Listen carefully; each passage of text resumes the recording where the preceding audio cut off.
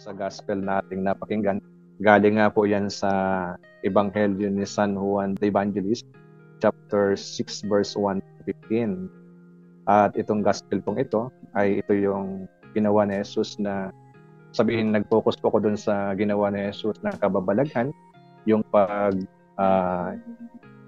yung multiplication of the bread.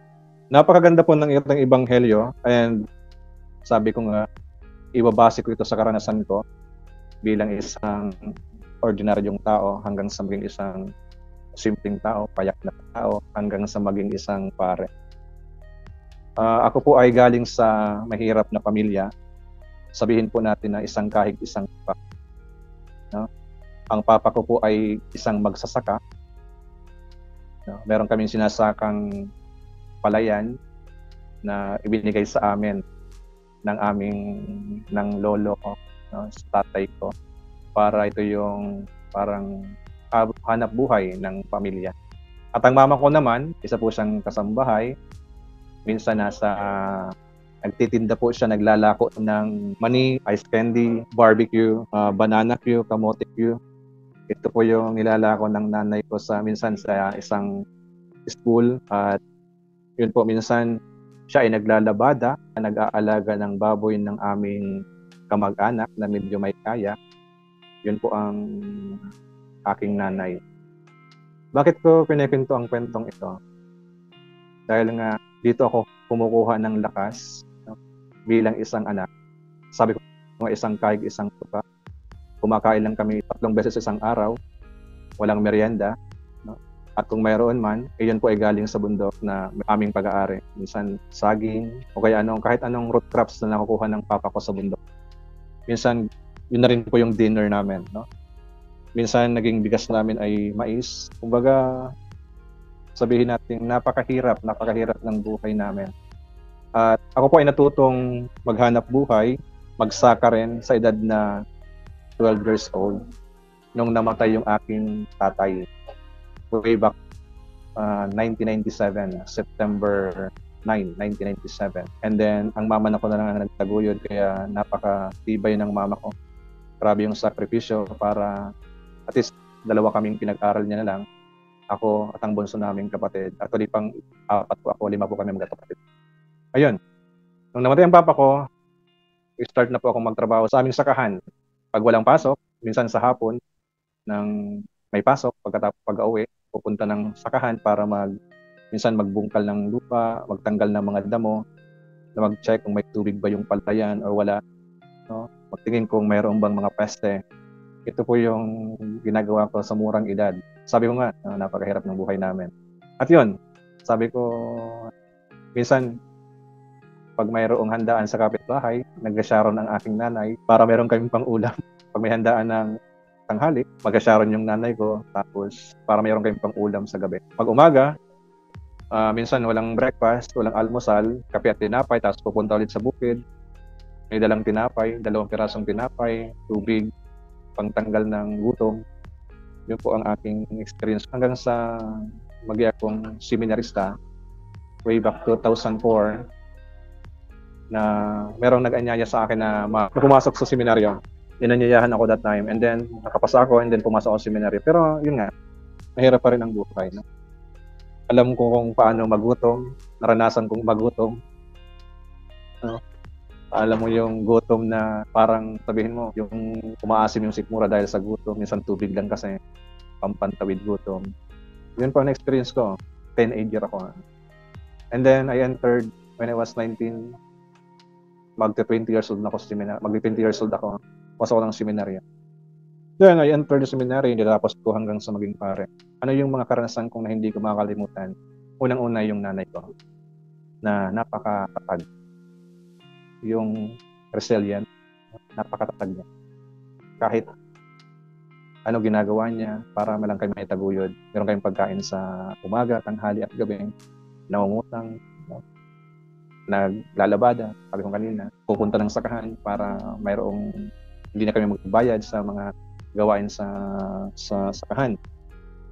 Ito yung nakuha kong aral sa kanya na kung paano maging matatag, no, sa panahon ng kahirapan, paano mabuhay, sa panahon ng kahirapan at kung paano magpatuloy sa pangarap sa buhay. At pangarap ko po ay maging isang farmer katulad ng tatay ko, ng mama. Pero yun ang plano ko, yung one of my dreams, no? One of my plans na maging isang farmer.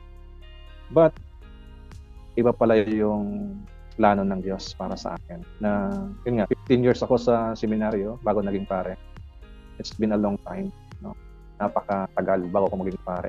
Alam niyo yung sakripisyo, alam niyo yung paghihirap, alam ko yung pinaglaban ko yung bukasyon ko talaga na maging isang pare. Hindi ako sumuko, no? Hindi ako sumuko sa panahon ng kahirapan na yun, no? Paghihirap sa loob ng seminaryo. Hindi ako sumuko. Kundi ako yung nagpatuloy, no? Dahil alam ko na mayroong Diyos na tumawag sa akin, mayroong Diyos na nagpapanatili. No? Sabi ko nga palagi, ang Diyos ang pumili, ang siyang nagpapanatili. Hanggang ngayon, ako po ay isang mahirap pa rin. Pare, pero sabihin natin, poor. Kasi totoo naman po talaga, no? Wala kaming kaya. Naging pare ko, walang-wala. Hanggang sa ngayon, walang-wala. At minsan, ako ay nalulungkot, naiiyak. Kasi minsan mayroong mga pangangailangan ng aking nanay na hindi ko maibigay. Question nga sa akin ng aming mga kamag-anak, pare ka, hindi mo kayang suportahan ng iyong nanay. Pare ka, wala ka bang pera? Hindi mo maibigyan ng nanay mo. Sabi sa akin ng mga titos, titas. Ito yung mga narinig ko sa mama ko, sa mga kapatid ko.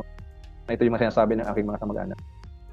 And then, I start explaining it to my mother na sabi ko, ma, pare ako, pero walang-wala rin ako. Mahirap pa rin ako. Katulad dati. Hanggang sa ngayon, mahirap pa rin ako kahit pare ako. And when I become priest, no, sabi ko nga, the blessing, no, I am blessed. Napakaraming pagpapala, napakaraming biyaya aking natatanggap. Ito yung siguro sukli ng pagtugon ko sa tawag ng Diyos na paging isang pare. Una-una, yun nga, patuloy akong pinagpapala ng Diyos. Minsan kakasakit ang nanay ko pero palagi ko pinagdarasal na sana siya gumaling na. Yun, nagbibigay ako ng kaunting tulong. Pero hindi lahat ng pangangailangan ng nanay ko ay bibigay ko. Hindi katulad ng ibang pare na kayang sustentuhan ang kanilang mga magulang. Pero ako, honestly, I am still poor. No? Mahirap. Isang dukha pa rin. No? Hanggang sa ngayon, maging pare ako. Yan, sa experience, kumain sa et all you can. Naranasan ko yon. Alam mo yung parang kakain ka ng sa et all you can na naalala mo yung iyong nanay na hindi kayang kumain ng ganong mga kakasarap na pagkain. Ako kumakain sa mga ganong restaurant, sa mga mamahaling restaurant. I keep on thinking my mother. Kung meron ba siyang nakakain ng maayos sa hapag sa aming bahay, sa Albay. Ito yung sabihin kong palaging nagpapaalala sa akin kung saan ako galing. Alam mo na pag kumakain ako iniimbitahan ako kumain sa labas. Pero minsan, I refuse to join, no? Dinner outside. Kasi parang sabi ko, naalala ko yung nanay ko. Minsan walang pagkain. Minsan tatawag siya. RB, wala akong bigas. Wala akong pang-ulam. Wala akong pambilin ng aking maintenance. Alam mo yun? Tapos kakain ako sa isang magarang restaurant. Iniisip ko pala yung nanay ko. Pero I'm very thankful, no? Hindi dahil na kwento, hindi. Merong mga taong sabihin natin, nagbabahagi ng kanilang mga gantimpala, no? Binibigay din sa amin. Yun siguro ang nakita ko na I'm blessed, no? I am grateful, no? Dahil sa mga biyaya, sa mga dumarating sa buhay ko. Yun po ang nakita kong very visible sa buhay ko. No? Minsan may mga tulong na hindi man kalakihan, maliit, pero mayroon akong natatanggap na biyaya na galing sa Diyos unang-una. Yung pagsisikap ko maging isang banal, magpatuloy pa rin sa pagpapahayag ng kaharian ng Diyos. At yun po, ako isang dukha, ako isang mahirap, galing sa mahirap na tao. Naging inspirasyon ko yung nanay ko, nagsumikap, naging matatag sa mga hamon sa buhay. Kahit nga siya ay isang babae na hindi ko akalain na kaya niyang gawin ang lahat para sa aming pamilya, para sa aming mga anak. Yung po ang nakita ko na yung katatagan, no? Yung kanyang sakripisyo na hindi ko nakakalimutan. Minsan, yun palagi kong dasal everyday. No? Pagising ko, naalala ko yung nanay ko, sana okay siya. Pagkakain ako, sana may pagkain yung nanay ko. Pag matutulog ako, sana makatulog ng maayos ang mama ko. No? Hindi siya magkakasakit. Ito yung mga panalangin ko. Balik tayo sa Ebanghelyo. No? Kung napansin niyo po, mayroong isang dukha doon na nagbigay ng isang tinapay. Isang mahirap. Yung isang bata na nagbigay ng tinapay. Hindi man po yung tinapay na pangmayaman ang kanyang binigay. Kundi ito'y galing sa, ito'y pagkaing mahirap. Yung barley loaves. Hindi siya wet bread, kundi barley loaves ang kanyang binigay. Ito yung pagkain ng mga dukha na ibinigay niya kay Jesus para pakainin ang libo-libong tao. Anong ibig sabihin ko nito? Na kahit nahirap ka, hindi rason, hindi dahilan para hindi ka makapagbigay. Kahit mahirap ka, hindi reason para hindi ka tumulong. Kundi yung kahirapan minsan, yun pa ang nagbibigay sa atin, nagpapaanyaya na magbigay ka dahil alam mo na kung paano magutom. Lalo na pag may lumalapit sa akin ng mga mahihirap, nahingi ko ng tulong. No? Alam ko yung pakiramdam ng gutom, walang makain. No? Alam ko yun. Kasi naranasan ko. Kaya hindi ako nagtataguling o magdalawang isip na tumulong. Nagbibigay. No? Nagbibigay ako. Dahil alam ko kung anong pakiramdam ng isang taong gutom. Alam ko kung ano ang kanyang pangailangan na dapat kong tugunan. Dahil yun ang tawag sa akin ng Panginoon. Hinugot ako galing sa isang mahirap na pamilya at naging para sa mga mahirap, para sa dukha. And I remember, no, na sa word sa Bicol po, na it's a biblical word, pero sabi ko, na-adapt ko na pa ito, no? Para ni Pirmi ang Diyos sa mga taong nagtirios. No? Malapit ang Diyos sa mga taong naghihirap. Yun po ang katumbas po niya sa English. Alam po naman natin si Jesus ay nakihalubilo sa mga madukha. No?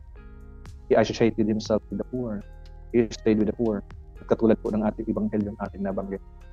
No? Alam ni Jesus, kaya ni Jesus na magbigay ng tinapay. Kaya ni Jesus na magpagawa ng himala sa tinapay na yung binigay. Pero kaya po yun ni Jesus kasi mayroon siyang kapangyarihan dahil siya ay Diyos. No? Ito po yung sabihin natin na bakit binigay ni Jesus na isang halimbawa yung isang batang dukha nagbigay ng isang tinapay na pangmahirap. Hindi na ito paalala para sa mga mahihirap na kailangan natin magbigay kahit tayo ay walang-wala. May mga istorya pa sa Ebanghelyo na patulad po nito na nagbibigay kahit walang-wala na. Ito ang panyaya sa atin.